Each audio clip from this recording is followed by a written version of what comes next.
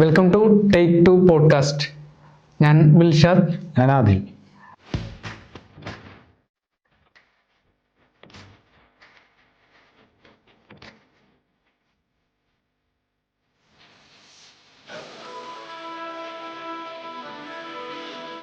നമ്മുടെ ഒരു പോഡ്കാസ്റ്റ് ഒരു ഫസ്റ്റ് ടൈമാണ് നമ്മൾ ചെയ്യുന്നത്. അപ്പോൾ പോഡ്കാസ്റ്റിൻ്റെ ഒരു ഉദ്ദേശം എന്ന് പറഞ്ഞു കഴിഞ്ഞാൽ നമ്മുടെ ഒരു പാഷൻ സിനിമയാണ്. അപ്പോൾ നമ്മൾ അതിലേക്ക് എത്തിപ്പെടാൻ ശ്രമിക്കുന്നു. അപ്പോൾ അതുകൊണ്ട് തന്നെ അതിൽ സിനിമയുടെ നമ്മുടെ വർക്കുകളും കാര്യങ്ങളൊക്കെ ആയിട്ട് നമ്മൾ ഒരുപാട് ഡിസ്കഷൻസ് ഒക്കെ ഉണ്ടാവാറുണ്ട്. അപ്പോൾ എന്തുകൊണ്ട് അതൊരു പോഡ്കാസ്റ്റ് ആയിക്കൂടാന്നൊരു ഡിസ്കഷൻ വന്നപ്പോൾ, അതുമല്ല ഞങ്ങൾക്കൊരു യൂട്യൂബ് ചാനലുണ്ട്. അതിൽ മെയിനായിട്ട് ഷോർട്ട് ഫിലിംസ് ആണ്. അതായത് ഞങ്ങൾ തന്നെ ചെയ്ത ഷോർട്ട് ഫിലിംസ് ആണ് അതിൽ റിലീസ് ചെയ്തിരുന്നത്. പക്ഷെ നമുക്ക് ആ കണ്ടന്റ് കണ്ടിന്യൂസ് ആയിട്ട് മുന്നോട്ട് പോകാനായിട്ട് ഷോർട്ട് ഫിലിംസ് തന്നെ ചെയ്യുമ്പോൾ അതിനൊരു ടൈം എടുക്കുന്നുണ്ട്, നല്ലോണം സമയം എടുക്കുന്നുണ്ട് അത് റിലീസായി വരെ. അപ്പൊ അതുകൊണ്ടാണ് ഞങ്ങൾ കണ്ടന്റ് ആയിട്ട് പോകാനായിട്ട് ഒരു പോഡ്കാസ്റ്റ് തന്നെ ചെയ്യാമെന്നുള്ള ഒരു നമ്മുടെ ഒരു ഡിസ്കഷനും കാര്യങ്ങളൊക്കെ ഒരു പോഡ്കാസ്റ്റ് ആക്കിയാൽ നന്നാവുമെന്ന് തോന്നിയപ്പോൾ നമ്മൾ അങ്ങനെ ഒരു പരിപാടി പ്ലാൻ ചെയ്യാനാണ്. അപ്പോൾ നമ്മൾ ഫസ്റ്റ് എടുക്കുന്ന ഒരു വിഷയം എന്ന് പറഞ്ഞാൽ നമുക്ക് സിനിമയ്ക്ക് എത്താനാണ് ആഗ്രഹം. വിൽഷാനാണെങ്കിൽ ഡയറക്ഷൻ ആണെങ്കിലും എനിക്ക് സ്ക്രിപ്റ്റ് റൈറ്റിംഗ് എന്നുള്ള രീതിയിൽ. അപ്പോൾ സിനിമ ഒരു വിഷയം ആക്കി എടുക്കാൻ തന്നെ നമ്മ എന്തുകൊണ്ട് സിനിമ ഇഷ്ടപ്പെട്ടു, നമ്മൾ കാണുന്ന സിനിമ ഇതുവരെ എങ്ങനെ എത്തി, അതിൽ നമ്മൾ കാണുന്ന സിനിമാസ് ഏത് തരം സിനിമ നമുക്ക് ഇഷ്ടപ്പെട്ട പാറ്റേൺ, അതിനെ ബേസ് ചെയ്തിട്ട് ഒരു വിഷയം എടുക്കാൻ തന്നെ തീരുമാനിച്ചത്. സിനിമയെ പറ്റിയിട്ട് പറയുകയാണെങ്കിൽ എനിക്ക് നമ്മൾ ഈ ചെറുപ്പത്തിൽ മറ്റേ TV കണ്ടിട്ട് ദൂരദർശൻ ഉള്ള സമയം തൊട്ട് നമ്മൾ കണ്ടിട്ട് പരിചയം. അന്ന് പറഞ്ഞാൽ വീക്കെൻഡിലൊരു സിനിമ, പിന്നെ മറ്റേ ഈ ചിത്രഗീതം പരിപാടിയൊക്കെ ഉണ്ടല്ലോ, അങ്ങനത്തെ സാധനത്തിൽ നിന്നാണ് ഞാൻ തുടങ്ങണേ. പക്ഷെ അത് തുടങ്ങി പിന്നെ ഈ കേബിളൊക്കെ വരുന്നതിന് മുമ്പ് ഈ CD എടുക്കണ പരിപാടി ഉണ്ട്. ആ CD എടുത്തിട്ടാണ് ഞാൻ വാപ്പ CD എടുത്തിട്ട് വരും. അപ്പൊ നമ്മൾ അപ്പുറത്തെ വീട്ടിൽ CD കൊടുക്കും, എന്നിട്ട് അവിടുന്ന് അവരെന്ന് നമ്മൾ മേടിക്കും, നമ്മൾ എടുത്തത് അവർക്ക് കൊടുക്കും, അവര് നമ്മൾ മേടിക്കും. അങ്ങനെ ഇത് കണ്ട് ഇത് ഒരു പോയിന്റ് എത്തിയപ്പോൾ നമുക്കിത് ഒരു എന്താ പറയാ, ഈ ഡയറക്ടേഴ്സിന്റെ പേരൊക്കെ നമ്മളിങ്ങനെ ശ്രദ്ധിക്കാൻ തുടങ്ങി. ഇവരുടെ പടം നന്നാവുന്നു. ഇപ്പൊ ഈ സിദ്ദീഖ് ലാല് അങ്ങനത്തെ കോമഡി, ഈ ഗോഡ് ഫാദർ അങ്ങനത്തെ കുറെ പടം കണ്ടിട്ട് നമ്മൾ ഇവരുടെ സാധനം കൊള്ളാം, അങ്ങനെ കണ്ടിട്ട് പിന്നെ അത് ശ്രദ്ധിച്ചിട്ട് സിനിമ കാണാൻ തുടങ്ങി. അപ്പോഴും എന്തിട്ടാണ് ഡയറക്ഷൻ, സ്ക്രിപ്റ്റ് റൈറ്റിംഗ് എന്തിട്ടെന്നോ നമുക്കറിയില്ല. നമ്മൾ ഈ സിനിമ കാണാൻ നമ്മളെ എന്റർടൈൻ ചെയ്യിപ്പിക്കുന്നുണ്ടോ. എനിക്ക് തോന്നുന്നു സിനിമയുടെ ഒരു ഫസ്റ്റത്തെ ഒരു പർപ്പസ് തന്നെ എന്റർടൈനിങ് ആണ്. അപ്പൊ പിന്നെ സിനിമ എപ്പോഴും എന്റർടൈനിങ് ആയിട്ടാണ് വന്നേക്കുന്നത്. പക്ഷെ ഇപ്പോഴാണ് അത് കുറെ പൊളിറ്റിക്സ് ആയിട്ടും അതിനൊരു ഇന്റർപ്രിട്ടേഷൻ വന്ന് അങ്ങനെ മാറിയേക്കുന്നത്. സിനിമ വെച്ചാൽ ഇപ്പൊ എന്നെ സംബന്ധിച്ചാണെങ്കിലും ഞാൻ ആസ്വദിക്കുന്നതെന്ന് പറഞ്ഞാൽ TV-യിലാണെങ്കിലും തിയേറ്ററിലാണെങ്കിൽ പോലും എന്നെ പിടിച്ചിരുത്തുന്നു. അതായത് എനിക്ക് വേറൊരു ആക്ടിവിറ്റീസ് പോകാൻ തോന്നാത്ത രീതിയിൽ ആ സിനിമ പിടിച്ചിരുത്തി കഴിഞ്ഞാൽ അതെനിക്ക് ഇപ്പത്തെ ഒരു സാധനം പറഞ്ഞാൽ ഞാൻ പറഞ്ഞുതരാം. മറ്റേ ലിജോ ജോസ് പള്ളിശ്ശേരി ലാലേട്ടൻ വന്ന മലൈക്കോട്ടെ വാലിബൻ, എനിക്ക് അത് ഒരുപാട് പേർക്ക് ഇഷ്ടമായില്ല എന്ന് പറഞ്ഞു. പക്ഷെ എനിക്ക് ആ സിനിമ ഞാൻ ഫോണിലാണ് അത് കാണുന്നത്. OTT ഇറങ്ങിയതിന് ശേഷം, റിലീസായതിനു ശേഷം ഫോണിൽ കാണുന്നു. പക്ഷെ എനിക്ക് ആ തുടങ്ങിയ മുതൽ എൻ്റെ വരെ എനിക്കത് കണ്ടിരിക്കാൻ വർക്കായി. അതുകൊണ്ട് എനിക്ക് ആ പടം ഇഷ്ടമാണ്. ലിജോ ജോസ് പള്ളിശ്ശേരി അത് എന്തൊക്കെ മീൻ ചെയ്തിട്ടുണ്ടോന്ന് എനിക്കറിയില്ല. ഞാനത് മൈൻഡും ചെയ്തിട്ടില്ല. എനിക്കത് സിനിമ അല്ല, അത് പുള്ളിയുടെ ഒരു സ്റ്റൈൽ ഓഫ് സാധനം വെച്ചാൽ പുള്ളി ഒരു സിനിമനോട് ബന്ധം ഇല്ലാത്ത രീതിയിലാണ് അടുത്ത സിനിമ ചെയ്യുന്നത്. ഇപ്പൊ എനിക്കും ഞാൻ ഷോർട്ട് ഫിലിം ഒക്കെ ചെയ്യുമ്പോഴാണെങ്കിലും നമ്മൾ ഫസ്റ്റ് ഒരു ചെയ്തതിനോട് സാമ്യം ഉണ്ടാവാൻ പാടില്ല എന്നുള്ളതാണ് വിശ്വസിക്കുന്നത്. പുള്ളിയുടെ സ്റ്റൈൽ ഓഫ് ഒരു വേറെ ടൈപ്പ് ഒരു സിനിമയാണ് അത്. അത് എല്ലാരും അത് മോഹൻലാൽ അല്ലെങ്കിൽ ലാലേട്ടനായിട്ട് വരുമ്പോ അത് എക്സ്പെക്ടേഷന്റെ ഒരു പ്രശ്നമായിരിക്കും. ടീനു പാപ്പച്ചൻ ഒരു ഇന്റർവ്യൂല് ഒരു ഇതും പറഞ്ഞു, തിയേറ്റർ കുലുങ്ങും എന്നൊക്കെ പറഞ്ഞിട്ട്. അതാണ് ആ സിനിമയുടെ ഏറ്റവും വലിയ ഒരു പോരായ്മയായിട്ട് ഫീൽ ചെയ്തത്. പിന്നെ അതിന്റെ ഒരു പ്രൊമോഷൻ രീതികളും അതെന്നുവെച്ചാൽ ലാലേട്ടനെ വെച്ച് കിട്ടി, അപ്പൊ മാക്സിമം പ്രോഫിറ്റ് ഉണ്ടാക്കാന്നുള്ള രീതിയിൽ ലിജോ സാറാണെങ്കിലും ടീനു പാപ്പച്ചൻ സാറാണെങ്കിലും അങ്ങനെ മാറിയ ആള് അതാവാം. അല്ല, നമുക്ക് തോന്നിയ അങ്ങനെയാണ് അത്. ഇനി അവര് ചിലപ്പോ അവരുടെ രീതിയിലുള്ള സിനിമയായിട്ട് ചെയ്തു പോകാൻ ഇപ്പൊ പ്രൊഡക്ഷനിൽ നിന്ന് ചിലപ്പോ അങ്ങനെ പ്രൊമോട്ട് ചെയ്താലേ ഇതിനൊരു മാർക്കറ്റ് വാല്യൂ ഉണ്ടാവുള്ളൂ എന്ന് തോന്നിട്ട് ലാലേട്ടൻ വെച്ച് ചെയ്യുമ്പോ ലിജോ ജോസ് പള്ളിശ്ശേരി എന്ന് പറയുന്ന ഡയറക്ടർ വെച്ച് ചെയ്യും. അവര് അങ്ങനെ ചിന്തിക്കണം. അതാണ് ഇപ്പൊ ഞാൻ പറഞ്ഞില്ല, സിനിമ ഞാൻ അങ്ങനെയാണ് ആസ്വദിക്കാറ്. പിന്നെ കൂടുതലും ഞാൻ മലയാളം സിനിമ, അത് കഴിഞ്ഞാൽ പിന്നെ ഫേവറേറ്റ് ആയിട്ട് കാണുന്നൊരു ഇതെന്ന് പറഞ്ഞാൽ കൊറിയൻ സിനിമകളാണ്. എന്ന് വെച്ചാൽ ഇപ്പം ഇംഗ്ലീഷ് സിനിമ എടുക്കുകയാണെങ്കിൽ ഭയങ്കര ക്വാളിറ്റിയിൽ അവർ ക്വാളിറ്റിയില് ടോപ്പ് നോച്ച് അവരാണ്. കാരണം അവരാണ് ഫസ്റ്റ് സിനിമ എത്തിച്ചതും കണ്ടുപിടിച്ചതും സിനിമ. പക്ഷെ എന്നെ സംബന്ധിച്ച് ക്വാളിറ്റിയിൽ ഉപരി കൊറിയൻ സിനിമക്ക് പല ഭയങ്കര ഇമോഷണൽ കണക്ട് എന്നുവെച്ചാൽ നമ്മ അതിലുണ്ട്, നമ്മ സിനിമ കാണല്ല, നമ്മ അതിലുണ്ട്, നമ്മളെ മുന്നിലാണ് നടക്കുന്നത്. ആ ഫീല് എനിക്ക് കൊറിയൻ സിനിമ ഇപ്പൊ മിറാക്കിൾ ഇൻ സെൽ നമ്പർ 7 എന്ന് പറഞ്ഞിട്ടൊരു സിനിമ ഉണ്ട്, പിന്നെ മറ്റേ പണ്ടാറ, അതുപോലെ അങ്ങനത്തെ സിനിമ എന്ന് പറഞ്ഞു കഴിഞ്ഞാൽ നമ്മൾ ലാസ്റ്റ് കരയും. ആ ഫീലാണ് എനിക്ക്. ഞാൻ അതിലുള്ള ഒരു ക്യാരക്ടറാണ് ഞാൻ. എനിക്ക് അങ്ങനെയാണ് ആ സിനിമ കണ്ടത്. അതുപോലെ all of us are dead series ഉണ്ട്. All of us are dead നീ സജസ്റ്റ് ചെയ്തിട്ട് ഞാൻ കാണണേ. ഇത് ശരിക്കും പറഞ്ഞു കഴിഞ്ഞാല് നമ്മ അതിൻ്റെ ഉള്ളിൽ ഒരു ക്യാരക്ടറായിട്ട് എനിക്ക് ഫീൽ ചെയ്തത്. ഈ 2 ഫിലിം ആണെങ്കിൽ പോലും നമുക്ക് ഭയങ്കര ക്ലൈമാക്സിക്ക് എത്തുമ്പോൾ ശരിക്കും പറഞ്ഞ കരഞ്ഞു, അത് കണ്ടിട്ട് എന്റെ കണ്ണീന്നുള്ള വന്നുണ്ട്. ഫിലിമിന്റെ സ്റ്റോറി നമ്മ പറയണില്ല, കാരണം കാണാത്തവരുണ്ടാവും, നമ്മ അതിലുണ്ട് എന്നുള്ളൊരു ഫീല്. പക്ഷെ എല്ലാ സിനിമകൾക്കും ഇല്ല. ഇപ്പൊ ചില സിനിമകൾ, ഇപ്പൊ ഞാൻ കണ്ടൊരു പടം മറ്റേ സസ്പെക്ട് എന്ന് പറഞ്ഞിട്ട് സസ്പെക്ട് എന്ന് പറഞ്ഞിട്ടൊരു പടം ഉണ്ട്. എന്ന് പറഞ്ഞാൽ മറ്റേ ഫാസ്റ്റ് പേസ്ഡാ. എന്ന് വെച്ച് കഴിഞ്ഞാല് ഡയലോഗ് സീനാണെങ്കിൽ പോലും ക്യാമറ സ്റ്റില്ലല്ല, ഇവര് മറ്റേ ഫുള്ള് ഇങ്ങനെ ഹാൻഡ് ഹെൽഡ് പിടിച്ച് അങ്ങനെ പടപടപടേന്ന് പടം പോവാ. അപ്പൊ ഞാൻ തുടങ്ങിയപ്പോ എനിക്ക് ഇതിലേക്ക് കയറാൻ കുറച്ച് സമയം എടുത്തു. പിന്നെ നോക്കുമ്പോൾ ഈ പടം ഇങ്ങനെ പോവാ, പോണത് വരെ അറിയില്ല. പക്ഷെ ഇതിന്റെ ഒരു ബേസ് ഈ മിറാക്കിൾ സെൽ നമ്പർ 7 എന്ന് പറഞ്ഞാൽ അതിന്റെ ഒരു കഥയുടെ ഒരു കോറ് ആണ് ഇതിന്റെ ഒരു മെയിൻ ഇമോഷൻ പോലത്തെ സാധനം. പക്ഷെ ആ ഒരു ഇമോഷന്റെ മുകളിൽ അതിന്റെ ഒരു ഫാസ്റ്റ് പേസിങ് പരിപാടിയാണ്. അങ്ങനിപ്പോ പക്ഷെ മലയാളത്തിൽ നോക്കിക്കഴിഞ്ഞാല് മലയാളത്തിൽ ഒരു പരിധി വരെ ഭയങ്കര ഇമോഷണൽ കണക്ട് ഉള്ള പടങ്ങളായിരുന്നു. ഇപ്പൊ കുറച്ചും കൂടി എന്താ പറയുക, എല്ലാ തരത്തിലും ക്വാളിറ്റിയിലും മുന്നിലാണ്, കണ്ടന്റ് വൈസ് ആണെങ്കിലും. പക്ഷെ നമുക്ക് ഇമോഷണലി കണക്ട് ആവുന്ന പടങ്ങൾ ഭയങ്കര കുറവാണ് ഇപ്പൊ. ഞാൻ പറഞ്ഞില്ല ഇപ്പൊ കൊറിയൻ ഫീൽ, എനിക്ക് ആ ഫീൽ കിട്ടിയ ഒരു മലയാള സിനിമ ഉണ്ട്, ഏതാണെന്നറിയോ? തല്ലുമാല.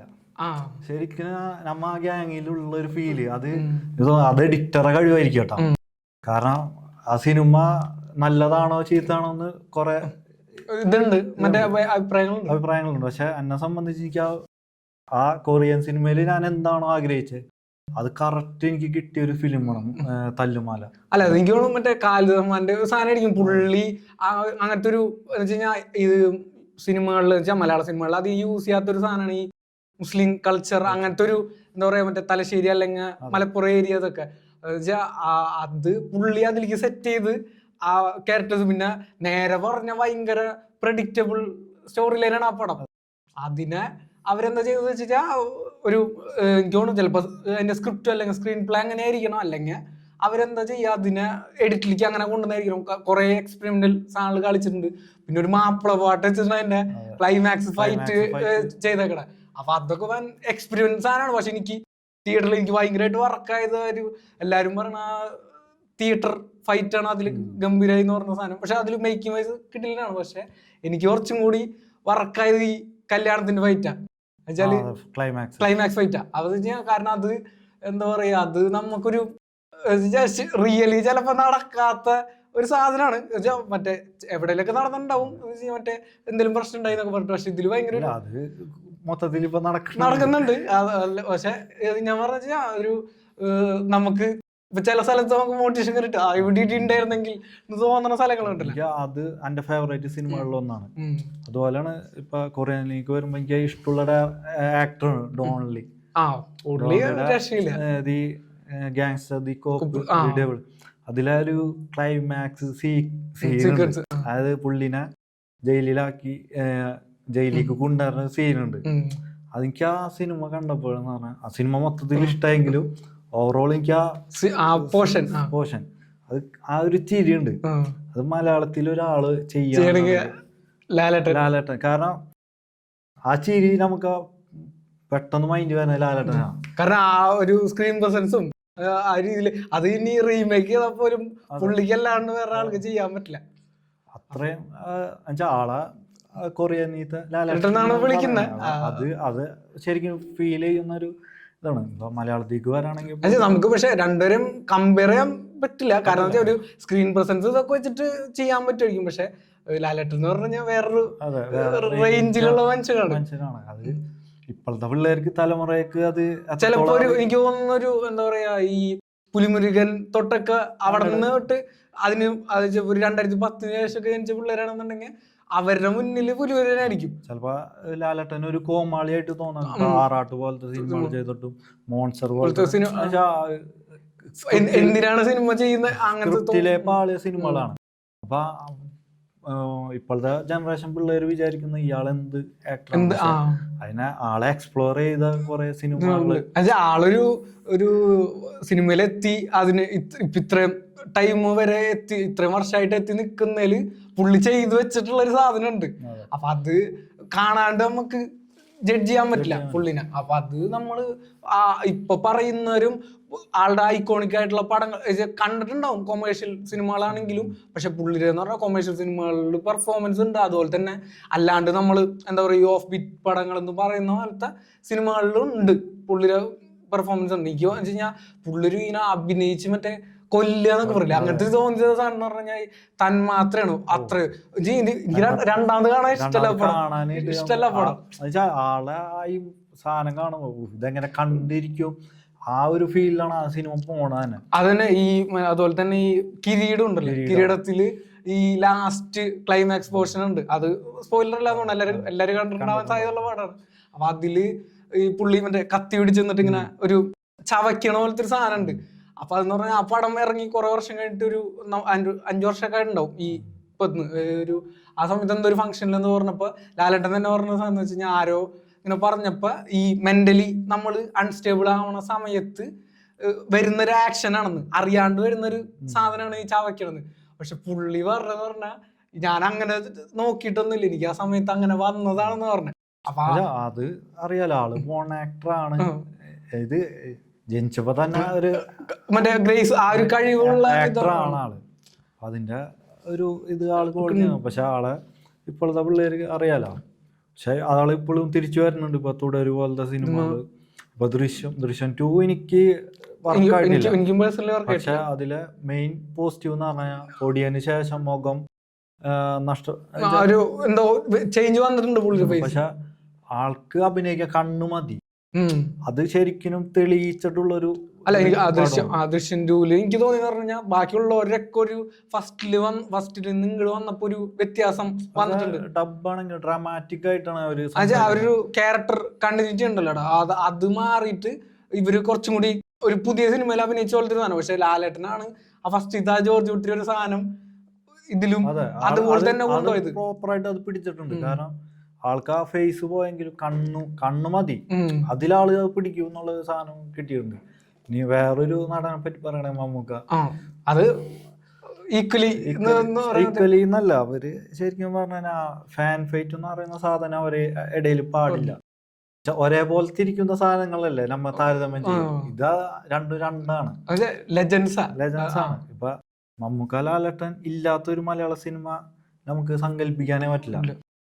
കാരണം എനിക്ക് തോന്നുന്നു ഇവര് ഉണ്ടാക്കി വെച്ചിട്ടുള്ള ഒരു ലെഗസി എന്നൊക്കെ പറഞ്ഞ സാധനം ഉണ്ട്.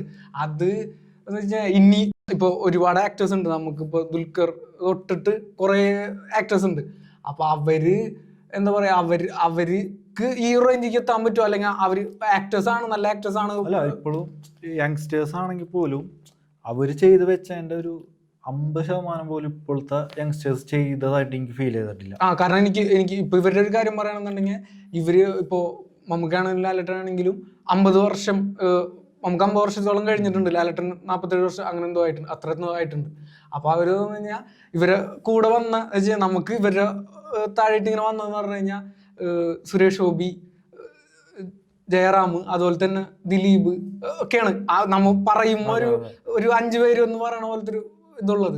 പക്ഷെ ഇവരൊക്കെ ഒരു പോയിന്റ് എത്തിയപ്പോ ഇവരൊരു ഒരു പീക്ക് കഴിയുക അല്ലെങ്കിൽ ഒന്ന് ഡൗൺ ആവുക ചെയ്തിട്ടുണ്ട്. പക്ഷെ ഇവര് ഈ മമ്മൂക്ക ലാലേട്ടൻ എന്ന് പറയുമ്പോൾ ഇവർക്ക് ഒരു സമയത്ത് ഒരു വെച്ചുകഴിഞ്ഞാൽ സിനിമകൾ മോശമായിട്ടുണ്ടെങ്കിൽ പോലും ഇവരൊരു ഡൗൺഫാളിലേക്ക് പോയിട്ടില്ല ഒരിക്കലും. കാരണം ഇവരത് മെയിൻറ്റെയിൻ ചെയ്തു. അതായത് ഇപ്പൊ മമ്മൂക്കാനെ സംബന്ധിച്ച് പറയുകയാണെന്നുണ്ടെങ്കിൽ ആള് ന്യൂഡൽഹിക്ക് മുമ്പ് ഒരുപാട് ഫ്ലോപ്പ് എന്നുവെച്ചാ അയാൾ ഇന്നില്ല എന്ന് പറയുന്ന ലെവലിലേക്ക് ആള് താന്ന് അവിടുന്ന് ഒരു ന്യൂഡൽഹി കിട്ടി.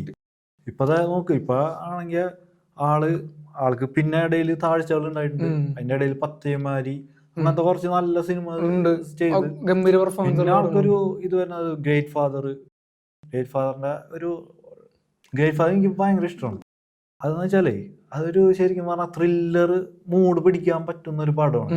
കംപ്ലീറ്റ് അനീഫ് അദേനി മമ്മൂക്കാനെ വെച്ചിട്ട് ആള് പീക്കാണ് ആളെ. ഇത് ഫസ്റ്റ് ആള് എന്റെ അറിവിൽ ആള് വേറെ പോയിട്ടില്ല. അപ്പൊ അത് ശരിക്കും പറഞ്ഞ ഒരു ത്രില്ലറായിട്ട്, കാരണം ത്രില്ലർ കുറച്ചും കൂടി സേഫ് ആയിട്ടുള്ള ഒരു ജേണറാണ്. ആൾക്കത് ചെയ്യാം. പക്ഷെ ആള് അവിടെ നിന്ന് മമ്മൂക്കാനെ ആള് സ്റ്റൈലിഷ് ആയിട്ട് അത് പ്രസന്റ്. ഹെൻറി എന്റെ ജീവിതത്തില് മമ്മൂക്കാടെ ആ ഒരു ടൈമില് വേറെ ഇല്ല.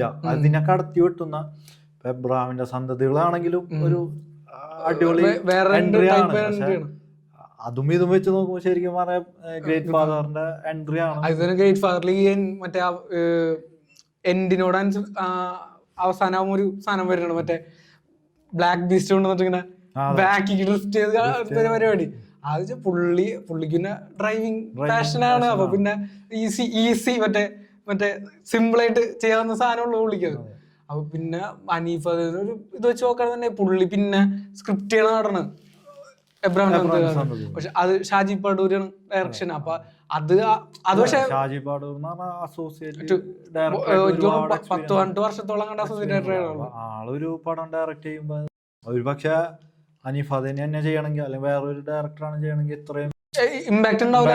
അതെനിക്ക് തോന്നുന്നു. പിന്നെ പക്ഷെ എനിക്ക് തോന്നിയത് ആ പടത്തിലൊരു പ്രശ്നം എന്ന് പറഞ്ഞാല് ഇടയിലൊന്നും ഡൗൺ ആവുന്നുണ്ട്. പക്ഷെ എനിക്ക് തോന്നിയെന്ന് ഈ സിനിമയില് എബ്രഹാം അധികാരം എടുത്ത് പറഞ്ഞ് കേൾക്കാറില്ല. അത് മിക്സഡ് ആയിട്ട് ആൾക്കാർക്ക് ഇഷ്ടപ്പെട്ട കുറെ പേർക്ക് അത് വർക്കായിട്ടില്ല. വർക്കാവുന്നവരുണ്ട്. തിയേറ്ററിൽ വർക്കായ പാടാണ്. അതായത് അതിന്റെ കളക്ഷൻ ബേസ് ആയിട്ട് നോക്കുന്നത് തെറ്റാണെങ്കിൽ പോലും തെറ്റുന്നല്ലടാ. അതെന്ന് പറഞ്ഞാൽ ശരിക്കും പറഞ്ഞാൽ ഓഡിയൻസിന് അതിന്റെ ആവശ്യമില്ല. എനിക്ക് സത്യം പറഞ്ഞു കഴിഞ്ഞാൽ ഈ കോടി ക്ലബ്ബ് പറഞ്ഞ് തല്ലു പിടിക്കണേൽ എനിക്ക് ഞാന് ആദ്യമൊക്കെ നോക്കുന്നു. പറഞ്ഞ നമ്മ ആദ്യം ഒരു മമ്മൂട്ടി ആയിരുന്നു. അപ്പൊ മമ്മൂക്കാക്ക് ഇത്ര കോടി ഇല്ല, 100 കോടി ഇല്ല, അതിന്റെ ഒരു വിഷമം.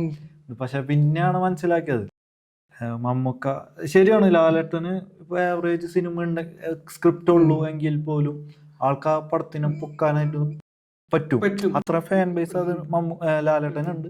മമ്മൂക്കാക്ക് അതില്ല. പക്ഷെ ഇവരെ രണ്ടുപേരും താരതമ്യം ചെയ്യുമ്പോൾ മമ്മൂക്ക കുറച്ചും കൂടിയും എക്സ്പെരിമെന്റൽ ആയിട്ട് ചെയ്യുന്ന ഒരു പുള്ളി എന്ന് പറഞ്ഞാൽ ഒന്നാമതൊരു അങ്ങനത്തെ ഒരു സാധനം അവരെ വെച്ച് കമ്പയർ ചെയ്യാൻ പറ്റില്ല. കാരണം മമ്മൂക്ക എന്ന് പറഞ്ഞു കഴിഞ്ഞാൽ പുള്ളി ഓൾറെഡി ഒരുപാട് ചെയ്ത് കഴിഞ്ഞു.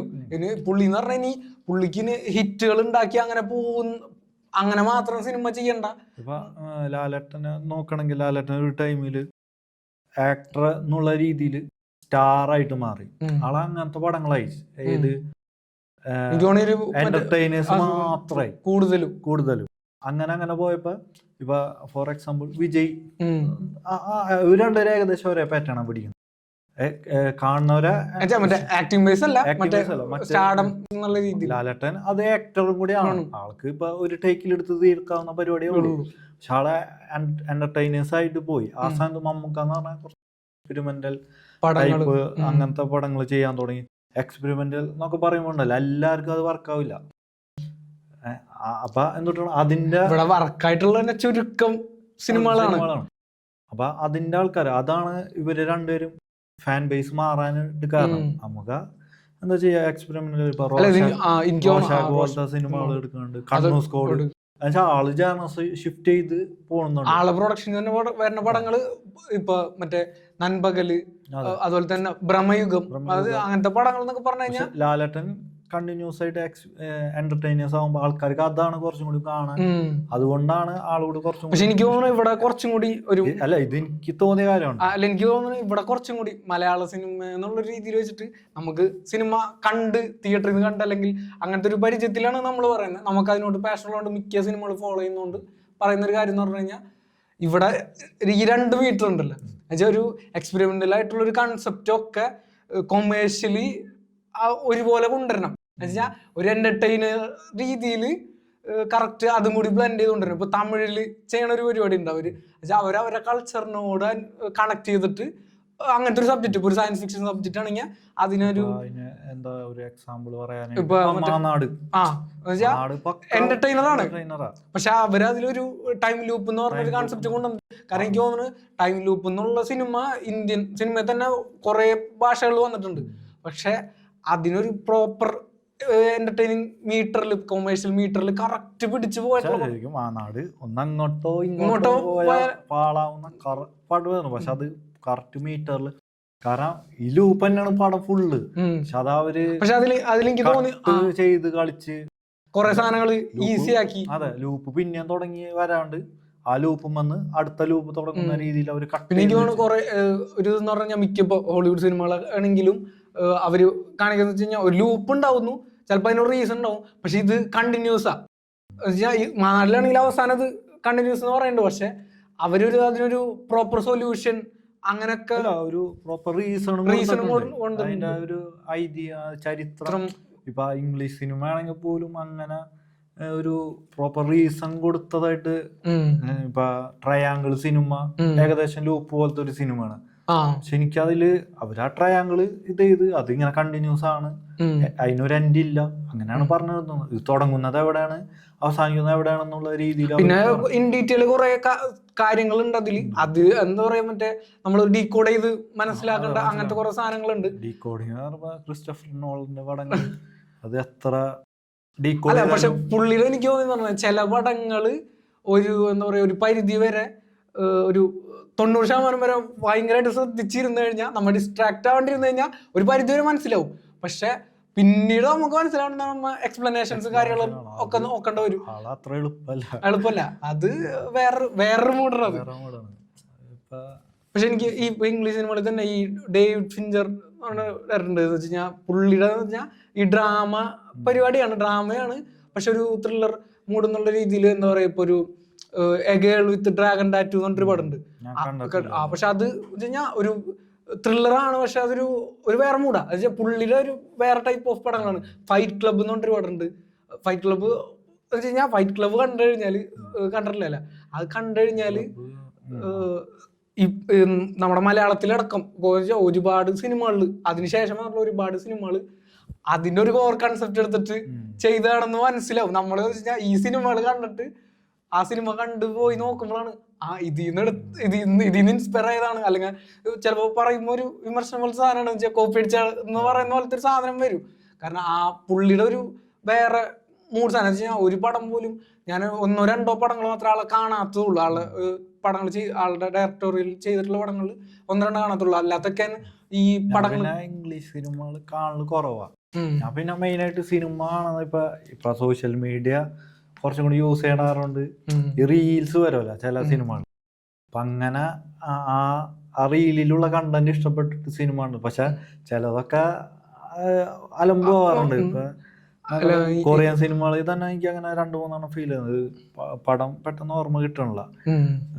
അതുപോലെ അപ്പൊ പിന്നെ ഞാൻ ഇംഗ്ലീഷ് സിനിമ കൂടുതൽ കണ്ടത് ട്രാൻസ്ഫോമേഴ്സ്, അവഞ്ചേഴ്സ് എനിക്ക് മറ്റേ എൻഡ് ഗെയിം വരെ പക്കായിട്ട് എനിക്ക് കംപ്ലീറ്റ് കാണുന്നതാണ്.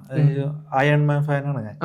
അപ്പൊ അതില് ഒരു വിഷമം തോന്നിയത് എൻഡില് മരിച്ചു പോയതാണ്. അപ്പൊ ഇംഗ്ലീഷ് സിനിമകളെ ഞാൻ കൂടുതൽ അങ്ങനത്തെ ഫിലിംസ് ആണ്. ഞാനെന്ന് പറഞ്ഞാൽ ഈ മെയിൻ കണ്ടിട്ടുണ്ടാവേണ്ട അങ്ങനത്തെ സിനിമകൾ കണ്ടിട്ടുണ്ട്.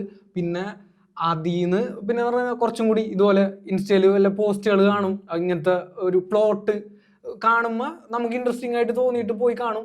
പിന്നെ നമ്മൾ ഈ കളക്ഷൻ പോലെ മുമ്പ് നോക്കി വെച്ചിട്ടുള്ള അല്ലെങ്കിൽ ക്ലാസിക് പടങ്ങൾ കാണാത്തുണ്ടെങ്കിൽ അത് തപ്പി പിടിച്ച് കാണാം.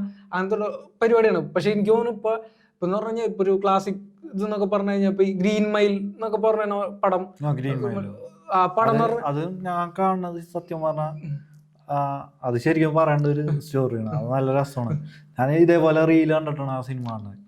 അപ്പൊ ഞാനത് ഞാൻ വർക്ക് ചെയ്യണോടത്ത് ഒരു തിയേറ്റർ ഉണ്ട്. അപ്പൊ ഞാൻ ആ തിയേറ്റർ എക്സ്പീരിയൻസ് കിട്ടാൻ വേണ്ടി ഞാൻ തിയേറ്ററിൽ വെച്ച് തന്നെ കണ്ടത്. സത്യം പറഞ്ഞ കരച്ചിൽ വരും ക്ലൈമാക്സ് ഒക്കെ വരുമ്പോൾ. എനിക്ക് കൂടുതൽ അങ്ങനത്തെ ഫീൽ ഗുഡ് പടങ്ങൾ തിയേറ്ററിൽ നിന്ന് ഞാൻ കണ്ടിട്ട് കുറവാണ്. അല്ല വളരെ ഇപ്പൊ എനിക്ക് തോന്നുന്നു ആ ഒരു സാധനം ഇല്ല, കുറച്ചും കൂടെ കുറവാ. ഫീൽ ഗുഡ് പടങ്ങൾക്ക് ഒരു തിയേറ്റർ എക്സ്പീരിയൻസ് ഡിമാൻഡ് ചെയ്യാന്ന് പറഞ്ഞ സാധനം കുറഞ്ഞിട്ട് ഇപ്പൊ മറ്റേ അതായത് ഇപ്പൊ ഫീൽ ഗുഡ് എന്ന് പറയുമ്പോൾ മറ്റേ പടം ഉണ്ടല്ലോ മമ്മൂക്കാട ശ്രീനിവാസൻ അഭിനയിച്ചിട്ടുള്ള കഥ പറയുമ്പോൾ ആ കഥ പറയുമ്പോൾ അതിലെ ആ ലാസ്റ്റത്തെ മമ്മൂക്കാട മറ്റേ കഥ പറച്ചില് അത്രയും പടം നമുക്ക് എന്താ പറയാ ഭയങ്കര സ്ലോ ആണ്. അതിന്റെ ഒരു നോർമൽ മലയാളം പടം ഞാന് എൻ്റെ ഓർമ്മയില് ഞാൻ ചെറുപ്പത്തില് കരഞ്ഞ ഒരു സിനിമ കണ്ടിട്ട് കരഞ്ഞുണ്ട്. കാരണം എന്ന് പറഞ്ഞാൽ അതില് ക്ലൈമാക്സ് സീനിൽ നമുക്ക് ഒരു പിടുത്തം പിടിക്കുന്നുണ്ട്. അത്രയും നേരം ആ സിനിമ സ്ലോയില് പോയിട്ട് ആ ക്ലൈമാക്സിൽ ആളുടെ ഒരു പെർഫോമൻസിൽ ആ ഇത്രയും വന്ന പ്രശ്നങ്ങള് മറികടന്നുണ്ട്. അതുവരെ ഒരു എന്താ പറയാ ഒരു നോർമൽ അന്നത്തെ ടൈപ്പിലുള്ള ഒരു പടമാണ്. നമ്മളിപ്പോ എന്താ പറയാ മറ്റുള്ളവർ കണ്ടു കഴിഞ്ഞാൽ കളിയാക്കുന്നുള്ള രീതിയിൽ നമുക്കറിയാതെ പിടിച്ചു നിന്നിട്ട് പോലും കരഞ്ഞ ഒരു സിനിമയാണ് ആ ക്ലൈമാക്സ് സീക്വൻസ് കണ്ടിട്ട്. അത് ഈ മറ്റേ ഞാൻ പറഞ്ഞൊരു സംഭവം എന്ന് പറഞ്ഞു കഴിഞ്ഞാല് ഈ ഇതിന്റെ ഒരു ഫസ്റ്റ് കട്ട് വെർഷൻ എന്നൊക്കെ പറഞ്ഞ നമ്മൾ ഡബ് ചെയ്യാത്തൊരു വെർഷൻ ഒക്കെ ഉണ്ടാവില്ല. അത് കണ്ടപ്പോ പുള്ളിക്കാന്ന് വെച്ചാൽ പുള്ളി ഇതെന്താ ഇതൊക്കെ തിയേറ്ററിൽ ഓടുമോ തിയേറ്ററിൽ വർക്കാവുന്നൊക്കെ ആളുടെ ഒരു അന്നത്തെ ഏജിലെ ആളങ്ങനെ പറഞ്ഞെന്ന് പറഞ്ഞ. എന്നിട്ട് ഇത് ഡബിങ് കഴിഞ്ഞ സമയത്ത് നമുക്ക് എന്താ പറയാ അതിനൊരു 100 ഇരട്ടി അതങ്ങള് എലവേറ്റ് ചെയ്ത് ഡബിൽ അത്ര ഇമോഷൻ കൊണ്ടുവന്ന് എന്നാ പറയണേ. അപ്പോ പക്ഷെ എനിക്ക് ഇപ്പൊ തോന്നുന്നത് എന്ന് വെച്ച് കഴിഞ്ഞാൽ അങ്ങനത്തെ സിനിമകൾ ഉണ്ടല്ലോ അതൊരു കാലഘട്ടം മാറി തന്നെയാണ്. ആ രീതിയിലുള്ള ഒരു സിനിമകൾ വെച്ചാൽ ഫീൽ ഗുഡ് രീതിയിലുള്ള സിനിമകൾ വളരെ കുറവാണ് ഇറങ്ങുന്നത്. പിന്നെ ഈ അടുത്ത് ഞാൻ സർക്കിട്ട് ആസിഫിന്റെ പക്ഷെ അതിലെന്ന് പറഞ്ഞു കഴിഞ്ഞാല് ആസിഫ് അലിയുടെ പെർഫോമൻസ് ഒക്കെ അടിപൊളിയായി. പക്ഷെ ഉണ്ടല്ലോ സിനിമയുടെ ഒരു പ്രശ്നം എന്ന് പറഞ്ഞു കഴിഞ്ഞാൽ ഒരു ഒന്നാമത് പറഞ്ഞു പഴകിയ കഥയാണ്. പ്രവാസികളുടെ പ്രശ്നം ജോലിയിൽ കിട്ടാത്ത. പക്ഷെ അതിന്റെ കോർ കണ്ടന്റ് എന്ന് പറഞ്ഞു കഴിഞ്ഞാൽ അതല്ല.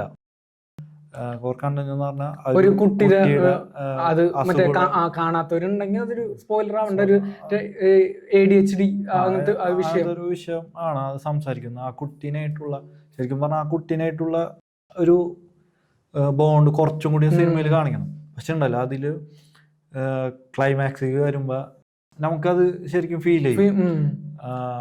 അപ്പൊ അങ്ങനത്തെ പടങ്ങൾ ഇറങ്ങുന്നുണ്ട്. പക്ഷെ എനിക്ക് തോന്നുന്നു വെച്ച് കഴിഞ്ഞാൽ ഇപ്പൊ എന്താ പറയാ ഇപ്പൊ ശരിക്കും പറഞ്ഞു കഴിഞ്ഞാൽ ഇപ്പൊ ഫിലിം ക്രിറ്റിക്സ് അങ്ങനത്തെ ആൾക്കാരൊക്കെ പറഞ്ഞു കഴിഞ്ഞാൽ ഫീൽ ഗുഡ് എന്ന് പറഞ്ഞിട്ടൊരു ജോണർ ഇല്ല എന്നാ പറയണേ. വെച്ചാൽ ഏതെങ്കിലും ഒരു ജോണറിന്റെ ഒപ്പം ഉള്ള സബായിട്ടുള്ള അല്ലെങ്കിൽ എന്താ പറയാ ഒരു ഇപ്പോ ഒരു ഫീൽ ഗുഡ് എന്ന് പറഞ്ഞ് കൊടുത്തു കഴിഞ്ഞാൽ ആ സിനിമ കണ്ടോണ്ടിരിക്കുമ്പോൾ നമുക്കൊരു സുഖം ആയിരിക്കണം. നല്ല രസമായിട്ട് പോകുന്നുണ്ടല്ലോ എന്ന് തോന്നണം. പിന്നെ അതുപോലെ തന്നെ എന്തെങ്കിലും ഒരു ഭയങ്കരമായിട്ട് ഇമോഷൻസ് കണക്ട് ആയാലേ എനിക്ക് തോന്നുന്നു. ഇപ്പൊ സത്യനന്ദിക്കാടിന്റെ പടങ്ങള് അത് എനിക്ക് പുള്ളിനെ വെച്ചാൽ കുറെ പടങ്ങളുണ്ട് പണ്ടത്തൊട്ട് മറ്റേ സന്മനസ്സർ ഉള്ളവർക്ക് സമാധാനം അങ്ങനെ TP ബാലഗോപാലൻ MA അതുപോലെ പിന്നെ ഇത്. പക്ഷെ എനിക്ക് അങ്ങനത്തെ പടങ്ങളൊക്കെ നല്ല പടങ്ങളാണ്, എനിക്ക് ഇഷ്ടമുള്ള പടങ്ങളാണ്. പക്ഷെ എനിക്ക് കുറച്ചും കൂടി ലാലേട്ടന്റെ ഇതിൽ വർക്കായിരുന്ന രസതന്ത്രമാണ്. എന്നുവെച്ചാൽ അതെന്ന് പറഞ്ഞു കഴിഞ്ഞാൽ അതും ഇതുപോലത്തെ സാധനം എന്ന് പറഞ്ഞു കഴിഞ്ഞാൽ ഈ ഒരു പെർഫോമൻസ് വൈസ് മറ്റേ സിദ്ദീഖിനെയും ആളുടെ പെങ്ങളെടുത്ത ആള് പറഞ്ഞിട്ട് മറ്റേ ചിതാവസം പറഞ്ഞ ഒരു സാധനം ഉണ്ട്. അത് എനിക്ക് എപ്പോ കണ്ടാലും എനിക്ക് കരച്ചില് വരും. അപ്പൊ പുള്ളി അങ്ങനത്തെ പടങ്ങളാണെങ്കിൽ ഇപ്പൊ എനിക്ക് തോന്നുന്നു ഇപ്പൊ ഹൃദയപൂർവ്വം നോക്കിക്കഴിഞ്ഞാലും ഇപ്പത്തെ സിനിമകൾ എന്ന് പറഞ്ഞു കഴിഞ്ഞാൽ കുറച്ചും കൂടി എന്താ പറയാ ആ ഒരു റേഞ്ചിലേക്ക് എത്തുന്നില്ല. അതേ ഡയറക്ടേഴ്സിന്റെ ആണെങ്കിൽ പോലും അത് എനിക്ക് തോന്നുന്നു ഒരു സിനിമയുടെ ഒരു സിനിമ മാറി അല്ല ഞാൻ പറഞ്ഞ സിനിമയുടെ ഒരു മാറ്റം ഉണ്ടല്ലോ. മാറ്റം എന്ന് പറഞ്ഞാൽ ഇപ്പൊ കുറച്ചും കൂടി ഫാസ്റ്റ് പേസ് സിനിമ എന്ന് വെച്ച് കഴിഞ്ഞാൽ ഇപ്പൊ റീല് എന്ന് പറഞ്ഞൊരു സാധനം. ഇപ്പൊ നമ്മ റീല് കാണുകയാണെങ്കിൽ 3 സെക്കൻഡാണ് റീലിന്റെ ടൈം. അതിനുള്ളില് ആ കണ്ടന്റിന് ആൾക്കാർ പിടിച്ച് ഇരുത്താൻ പറ്റിയില്ലെങ്കിൽ അത് ഒരു റീലിന്റെ ഒരു മാക്സിമം ഡ്യൂറേഷൻ എന്ന് പറഞ്ഞാൽ 1 മിനിറ്റ് ആണ്. പക്ഷെ അതില് ഒരു നീ പറഞ്ഞല്ലോ 3-4 സെക്കൻഡിനുള്ളിൽ നമ്മൾ ഹുക്കാക്കിയില്ല. അതേപോലെയാണ് ഇപ്പൊ കാണുന്നവർക്കും അവർക്ക് ഡൗൺ ഇഷ്ടമല്ല. ഡൗൺ ആയിട്ട് പിന്നെ പൊന്തി പോകുന്ന അല്ല സിനിമയുടെ പണ്ടോട്ടുള്ള ഒരു മീറ്റർ അങ്ങനെ തന്നെയാണ്. എന്ന് വെച്ച് കഴിഞ്ഞാൽ ഒരു ഹൈ മൊമെന്റ് വന്നിട്ട് ഒന്നിങ്ങനെ താഴേക്ക് പോയി ഹൈയിലേക്ക് വരാന്നുള്ള സാധനം. പക്ഷെ ഒറ്റ സ്ട്രെച്ചിൽ പോകുന്ന സാധനങ്ങളുണ്ട് ത്രില്ലറുകളാണെങ്കിൽ. ഇപ്പൊ ഓഫീസർ ഓൺ ഡ്യൂട്ടി എന്ന് പറഞ്ഞാൽ ശരിക്കും പറഞ്ഞാൽ അതിന്റെ സ്ക്രിപ്റ്റ് ഭയങ്കര സിമ്പിളായിട്ട് വെച്ചാൽ അത് പിന്നെ കൂടുതൽ അന്വേഷണം പോണില്ല. വില്ലന്മാരെ ഓൾറെഡി കാണിക്കുന്നുണ്ട്. അതുകൊണ്ട് എനിക്ക് തോന്നുന്നു അതിന്റെ ഡയറക്ടർക്ക് അധികം പണിയെടുക്കേണ്ടി വന്നിട്ടില്ല. അല്ല, പണിയുണ്ട്, സിനിമ പണിയുണ്ട്. പക്ഷെ ഒരു പേസ് ഭയങ്കര ഫാസ്റ്റ്. അത് വെച്ച് കഴിഞ്ഞാൽ ഇപ്പൊ ആൾക്കാർക്ക് അധികം കണ്ണൂർ സ്കോഡ് എടുത്ത് നോക്കാം. കണ്ണൂർ സ്കോഡ് പടം തുടങ്ങിയെന്ന് പറഞ്ഞാൽ പടം തുടങ്ങുന്നത് എനിക്ക് ഭയങ്കര ഇഷ്ടമായി. അതില് കണ്ണൂർ സ്കോഡ് എഴുതി കാണിക്കുന്ന ഒരു കണ്ണൂർ സ്കോഡ് എഴുതി കാണിക്കുന്നത്. പക്ഷെ ആ സിനിമ പകുതി എത്തുമ്പോ ഡൗൺ ആയി. പിന്നെ അവിടെ തുടങ്ങുന്ന ക്ലൈമാക്സ് ഫൈറ്റൊക്കെ എത്തുമ്പോഴാണ് പടം ഹൈ ആവുന്നത്. പിന്നെ അവര് അന്വേഷിച്ചു പോണ ഒരു ചേസും സാധനങ്ങളൊക്കെ. പക്ഷെ എനിക്ക് തിയേറ്ററിൽ നിന്നുണ്ടപ്പോ നമ്മ ഒരുമിച്ച് തിയേറ്ററിൽ ഉണ്ട്. അപ്പൊ എനിക്ക് തിയേറ്ററിൽ നിന്നാണ് ഞാൻ നിന്റെ അടുത്ത് അപ്പൊ പറഞ്ഞത് സാധനം എന്താ വെച്ചാൽ എനിക്കെന്താ തീർന്നപ്പോ ഇതൊരു ഫുൾഫിൽ ആവാത്ത പോലെ എന്നുള്ളൊരു. പക്ഷെ അതിന്റെ ഒരു കഥ ബേസിൽ അത് ഫുൾഫില്ലാണ്, പടം അവസാനിപ്പിച്ചിട്ടുണ്ട്. പക്ഷെ എന്ന് പറഞ്ഞു കഴിഞ്ഞാല് ഞാനിപ്പോ ഈ തീരൻ എന്ന് പറഞ്ഞ സിനിമയൊക്കെ അതേ ഒരു കോൺസെപ്റ്റിൽ വന്നിട്ടുള്ള ഒരു സിനിമയാണ്. വെച്ച് കഴിഞ്ഞാൽ ഒരു മോഷണം നടക്കുന്നു, അങ്ങോട്ട് അന്വേഷിക്കാൻ പോകുന്നു എന്നുള്ളൊരു, കണ്ടുപിടിക്കാൻ പോകുന്നു എന്നുള്ളത്. അപ്പോ അതെന്ന് പറഞ്ഞാൽ വേറൊരു നാട്ടിലുള്ള ആൾക്കാരെ പിടിക്കാൻ പോകുന്ന സാധനമാണ്. ഇത് എന്ന് പറഞ്ഞാൽ നമ്മുടെ നാട്ടിലുള്ളവരെ ചെയ്തിട്ട് അവരെ പിടിക്കാൻ പോകുന്ന ഒരു പരിപാടിയാണ്. അപ്പൊ പക്ഷെ എനിക്കത് ആ സമയത്ത് വെച്ചാൽ കുറച്ച് ഫുള്ള് വർക്കായില്ല, എന്നാൽ വർക്കായിട്ടുണ്ടെന്നുള്ളൊരു സാധനമാണ്. പക്ഷെ എനിക്ക് റിപ്പീറ്റ് കണ്ട സമയത്ത് OTT വന്നതിന് ശേഷം കണ്ടപ്പോ എനിക്ക് ഭയങ്കരമായിട്ട് വർക്കായി. എന്ന് വെച്ചാൽ ഇപ്പൊ അങ്ങനെ തോന്നുന്നത് എന്ന് വെച്ച് കഴിഞ്ഞാൽ തിയേറ്ററിലുള്ള സമയത്ത് ചിലപ്പോ നമുക്ക് എനിക്ക് മാത്രം അടങ്ങിയത് തോന്നുന്നത് എന്നുള്ളൊരു തോന്നൽ വന്നിട്ട് പിന്നെ OTT കാണുമ്പോൾ വർക്കാവുന്ന സാധനങ്ങളുണ്ട്. അതുപോലെ തന്നെ വർക്കായ സാധനമാണ് 96, ഈ സുഡാനിഫ്രം, നൈജീരിയ, അങ്ങനത്തെ കുറെ പടങ്ങൾ അങ്ങനെ വർക്കായ സാധനങ്ങളാണ്. പക്ഷെ എനിക്ക് തോന്നുന്നു ഇപ്പോഴത്തെ ഒരു സിനിമയുടെ ഒരു മാറ്റം കൂടിയാണ് അത്. കുറച്ചും കൂടി എന്ന് പറഞ്ഞു കഴിഞ്ഞാല് ഇപ്പൊ ആൾക്കാർക്ക് ഭയങ്കര ഈ ഇപ്പൊ കുറെ പേര് പറഞ്ഞത് ഈ റീൽ എന്ന് പറഞ്ഞ സംഭവം സിനിമയ്ക്ക് ഭീഷണിയാവും. പക്ഷെ എനിക്ക് അങ്ങനെ തോന്നിയിട്ടില്ല. കാരണം പറഞ്ഞാൽ റീല് വേറൊരു കൾച്ചറാണ്, വേറൊരു സാധനമാണ്. അതൊരിക്കലും സിനിമയ്ക്ക് ഭീഷണിയാവില്ല. കാരണം ഇപ്പോൾ മുമ്പ് ആൾക്കാർ, ഞാൻ പറഞ്ഞിട്ടുള്ള TV വന്ന സമയത്ത് ആൾക്കാർ തിയേറ്ററിൽ സിനിമ കാണാൻ പോകില്ല എന്നുള്ളൊരു സാധനമുണ്ട്. OTT വന്നപ്പോഴും കോവിഡിന്റെ സമയത്ത് പറഞ്ഞിട്ടുണ്ട് ഞാൻ ഇതിലാവും സിനിമ എന്നുള്ള. പക്ഷെ തിയേറ്റർ തുറക്കൂല എന്നുള്ളൊരു ടെൻഷനിലായിരുന്നു. പക്ഷെ തിയേറ്റർ തുറന്നപ്പോൾ ആൾക്കാർ മറ്റേ ഹാഫ് ഒക്യുപ്പൻസിയിലാണെങ്കിലും ആൾക്കാർ സിനിമ എന്ന് പറഞ്ഞാൽ തിയേറ്റർ ഓപ്പൺ ചെയ്യണത് മാസ്റ്റർ വെച്ചിട്ടാ. മാസ്റ്ററിന് ഒരു പ്രത്യേകത ഉണ്ട്, വിജയാണ്. വിജയുടെ പടങ്ങൾ കാണാൻ ആൾക്കാരുണ്ട്. അത് ഇനി എത്ര മീൻസ് മോശം സിനിമ ആണെങ്കിൽ പോലും, സ്ക്രിപ്റ്റ് മോശമാണെങ്കിലും എന്തും മോശം സിനിമ ആണെങ്കിലും വിജയ്ക്കൊരു ഫാൻ പവർ ഉണ്ട്. ആളാണെന്നുണ്ടെങ്കിൽ കാണാൻ ആൾക്കാർ കയറും. പിന്നെ മാസ്റ്റർ അത്ര മോശം സിനിമ അല്ല. എന്നെ സംബന്ധിച്ച് സെക്കൻഡ് ഹാഫ് വരുമ്പോഴാണ് അതൊരു മറ്റേ ടിപ്പിക്കൽ വിജയ് പടം. ഫസ്റ്റ് ഹാഫ് എനിക്ക് ഭയങ്കര ഇഷ്ടമായി. കാരണം വിജയിനെ പ്രസന്റ് ചെയ്ത രീതി, ഒരു പ്രൊഫസർ ആള് മുമ്പ് ചെയ്യാത്ത ഒരു ക്യാരക്ടർ പോലെ എനിക്ക് ഫീൽ ചെയ്തു. ഒരു അലസനായിട്ടുള്ള സാധാരണ ആളെ തൊട്ട് ആൾക്കൊരു ഇപ്പൊ എൻട്രി ആണെങ്കിൽ ഒരു അടിപൊളി എൻട്രി ആണ് ആൾക്ക് കൊടുത്തെങ്കിൽ പോലും അത് കഴിഞ്ഞിട്ട് ആള് ഇങ്ങനെ നടക്കുന്ന ഒരു പരിപാടിയാണ്. അപ്പൊ അത് എനിക്ക് ഭയങ്കര ഇഷ്ടമായി. അപ്പൊ ആ തിയേറ്റർ പിന്നെ ആൾക്കാർക്ക് കാണാൻ തുടങ്ങി. പിന്നെ മമ്മൂക്കാട പ്രീസ്റ്റ് ഇറങ്ങി. പ്രീസ്റ്റ് 50 കോടി കിട്ടിയെന്ന് അവര് പറയുന്നു. നോക്കുന്നില്ല പോലും ഒരു തിരക്കുണ്ടാക്കാൻ ആ സിനിമക്ക് പറ്റിയിട്ടുണ്ട്. അതും മമ്മൂക്കാട് ഒരു പടമാണ്, അതും പുതിയ ഡയറക്ടറാണ്. അപ്പൊ അങ്ങനത്തെ ഒരു ഇതിന്ന് അത് നല്ലൊരു മലയാള സിനിമയാണ് ഫസ്റ്റ്. അപ്പൊ അത് അപ്പൊ പിന്നെ ആൾക്കാർ തിയേറ്റർ നല്ല സിനിമ ആണെങ്കിൽ തിയേറ്ററിലേക്ക് കയറി വരും. പിന്നെ കോവിഡിന്റെ സമയത്ത് കോവിഡ് കഴിഞ്ഞ് അങ്ങോട്ട് മലയാള സിനിമക്ക് ശരിക്കും പറഞ്ഞ ഒരു ക്ഷീണം തന്നെയായിരുന്നു. കാരണം പടങ്ങൾ ഫ്ലോപ്പ് ആവാ, ആൾക്കാർക്ക് ഇത് ചെയ്യാൻ അംഗീകരിക്കാൻ പറ്റാത്ത ടൈപ്പ് കഥകൾ, ഐ മീൻസ് ആൾക്കാർക്ക് ബോറിംഗ് ആണ്. അങ്ങനത്തെ ടൈപ്പ് ഓഫ് സിനിമകൾ ഇഷ്ടംപോലെ ഇറങ്ങി. അതെന്ന് പറഞ്ഞാൽ എൻ്റെ ഒരു ഇതെന്ന് പറഞ്ഞാൽ എനിക്ക് തോന്നിയ കാര്യം, അതായത് കോവിഡിന്റെ സമയത്ത് ആർക്കും ജോലിയില്ല. അപ്പൊ എന്തൊട്ടാണ് എല്ലാവരും അന്ന ഒരു കഥ എഴുതി കളയാം എന്ന രീതിയിൽ കുറെ കഥ എഴുതി അത് പ്രൊഡ്യൂസ് ചെയ്യാൻ കുറെ ആളുകൾ. അതെനിക്ക് തോന്നുന്നു 2020 കോവിഡ് വരുന്നത്. അപ്പൊ ഒരു 23 വരെ 24 ഒരു തുടക്കം വരെ ഒക്കെ അപ്പൊ ചെയ്തിട്ടുള്ള അല്ലെങ്കിൽ ഓൺ ആയിട്ടുള്ള പ്രൊജക്ടുകളൊക്കെ ഷൂട്ട് കഴിഞ്ഞ് ഇങ്ങനെ ഫ്ലോപ്പുകൾ വന്ന സമയത്ത് ഞാൻ എന്നോട് ഡിസ്കസ് ചെയ്തിട്ടുള്ളത് ഇതിനൊരു ടൈം അവസാനം ഉണ്ടാവും. അത് കഴിഞ്ഞാൽ പിന്നെ നല്ല ക്വാളിറ്റി ഡയറക്ടേഴ്സ്, ക്വാളിറ്റി റൈറ്റേഴ്സിന്റെ പിന്നെ ഇപ്പൊ നമ്മളടക്കം അല്ല ഓഡിയൻസിന്റെ ഒരു കാര്യം എന്ന് പറഞ്ഞു കഴിഞ്ഞാല് അവർക്ക് നന്നായിട്ട് അല്ലെങ്കിൽ ഒരു തിയേറ്റർ എക്സ്പീരിയൻസ് ഡിമാൻഡ് ചെയ്തില്ല എന്നുണ്ടെങ്കിൽ അവരപ്പോ ആൾക്കാരൊന്നും അത് ഇതായി സെലക്റ്റീവായി. പിന്നെ പറഞ്ഞാൽ അതും കോഡിനൊരു കാര്യമാണ്. കോഡ് വന്ന സമയത്ത് ഇവർക്ക് വേൾഡ് സിനിമ ഭയങ്കരമായിട്ട് നമുക്ക് എല്ലാവർക്കും എക്സ്പോസ് ആയി. ഞാന് അവഞ്ചേഴ്സ് കണ്ടു തുടങ്ങുന്നത് തന്നെ അവഞ്ചേഴ്സ് A to Z എനിക്ക് അങ്ങനെ ഫുൾ അങ്ങനെ കണ്ടിരിക്കലില്ല. കാണാൻ തോന്നുമ്പോ മൂഡിൽ ഞാനിത് കാണും. അപ്പൊ ഞാൻ ശരിക്കും പറഞ്ഞ കോവിഡിന്റെ സമയത്താണ് ഈ Korean cinema miracle in cell number 7, അതുപോലെ ഹോപ്പ് എന്നൊക്കെ പറഞ്ഞിട്ട് അതൊക്കെ അടിപൊളി പടം. ഹോപ്പ് ശരിക്കും പറഞ്ഞ ഹോപ്പൊക്കെ ശരിക്കും കാണണം. അതുപോലെ പാണ്ടോറ, ഇതൊക്കെ ഞാൻ ആ സമയത്താണ് ശരിക്കും അത് കാണുന്നത്.